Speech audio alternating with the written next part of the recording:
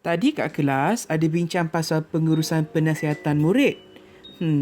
Benda ni apa Oh, pengurusan penasihatan murid merupakan cara merancang, mengendalikan dan menyelesaikan sesuatu masalah yang dihadapi pelajar. Menarik juga topik ni sebab mereka ada 3 konsep iaitu konsep bimbingan, konsep penasihatan dan konsep mentoring.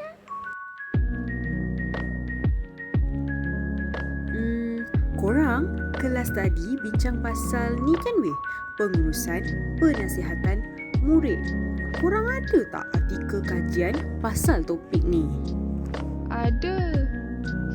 Kita ada simpan artikel kajian literatur untuk topik tu. Rasanya ada 4 artikel yang kita guna tadi weh.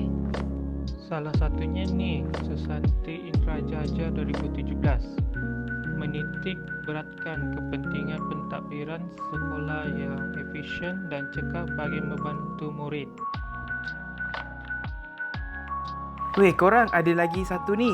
Kajian ni dilaksanakan oleh 5 orang iaitu Muhammad Azira bin Majin, Muhammad Hafendi bin Hanafi, Nalinda anak perempuan Nala Tambi Pillai, Zura Hanum binti Kamarudin dan Zuraida binti Ahmad. Kajian mereka adalah berkenaan tentang peranan dan fungsi rakan sebaya untuk menangani isu vandalism. Dalam kajian tersebut, mereka menyatakan bahawa pelajar lebih selesa dan berasa kurang malu untuk berbincang dengan rakan seumur dengan mereka tentang permasalahan peribadi yang mereka hadapi. Weh ni yang TV Binti Kamidin punya.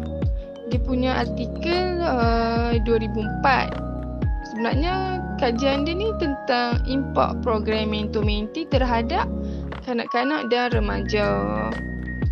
Kajian ini juga mendapati bahawa pendekatan program mentor-menti dapat membawa perubahan positif terhadap individu bermasalah.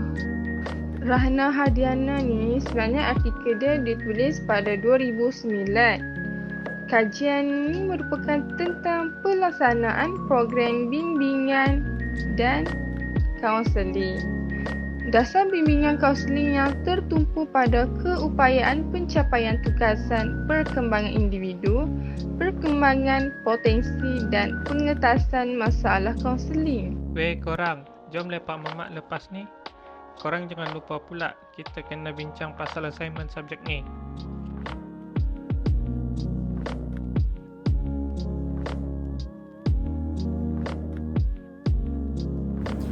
Apakah persoalan dan objektif berkenaan kajian kita ni?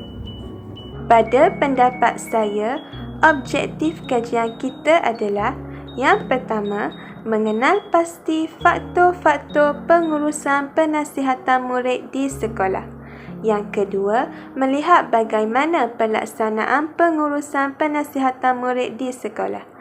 Dan yang ketiga, menghuraikan kelebihan pengurusan penasihatan murid di sekolah.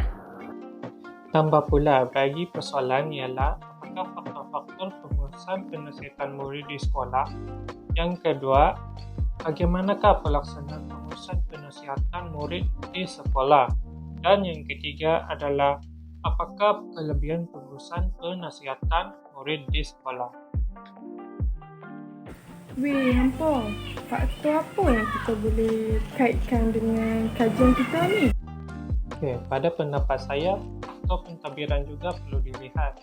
Di mana pentadbiran ni diurus oleh jawatan kuasa yang telah dilantik, iaitu jawatan yang telah ditetapkan.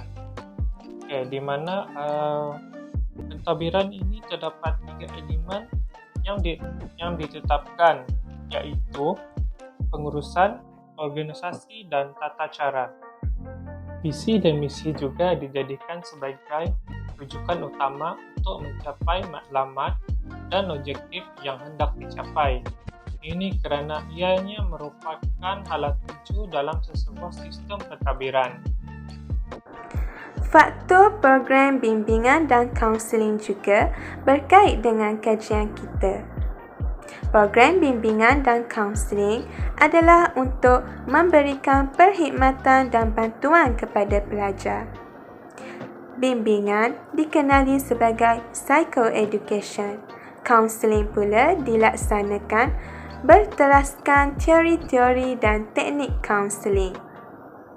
Program bimbingan dan kaunseling memfokuskan kepada kesejahteraan mental pelajar.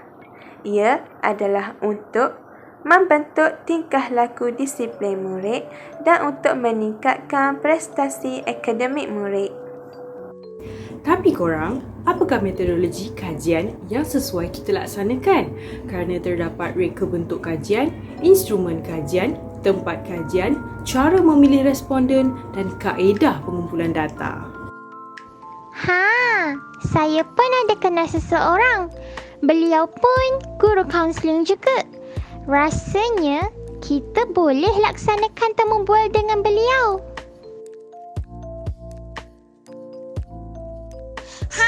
Nama beliau Puan Nurfaiza binti Idris. Beliau berumur 37 tahun.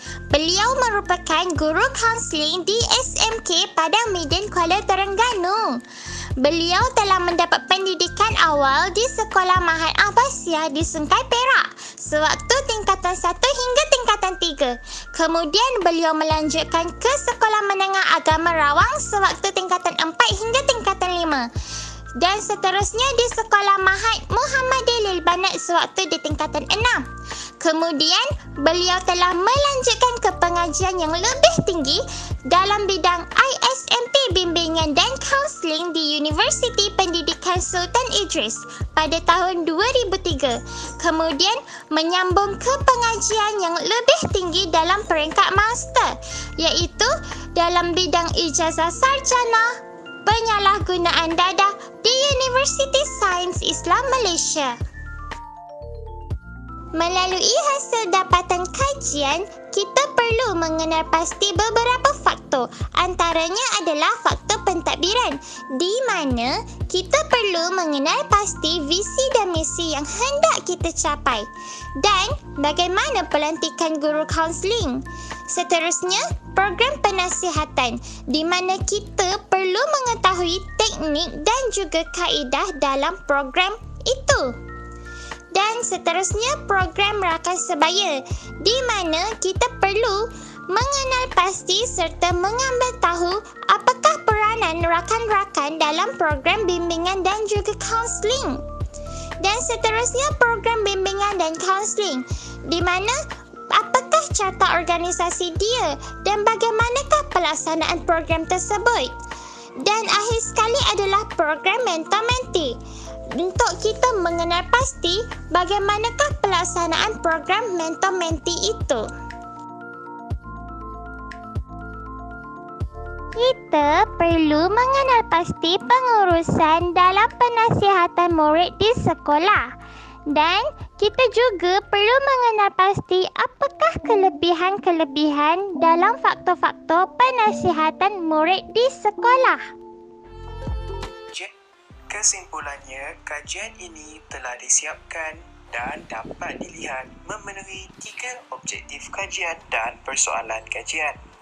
Penelitian beberapa bahan tinjauan lepas membolehkan ahli kumpulan untuk lebih memahami dan mampu memberi gambaran jelas tentang topik penasihatan pelajar. Metodologi yang digunakan pakai semasa pelaksanaan kajian adalah dalam bentuk temu bual atas talian yang menggunakan medium aplikasi WhatsApp dan Google Meet. Hasil dapatan kajian menunjukkan beberapa faktor yang mempengaruhi pengurusan penasihatan di sekolah yang merangkumi faktor pentadbiran dan program kaunseling yang dilaksanakan.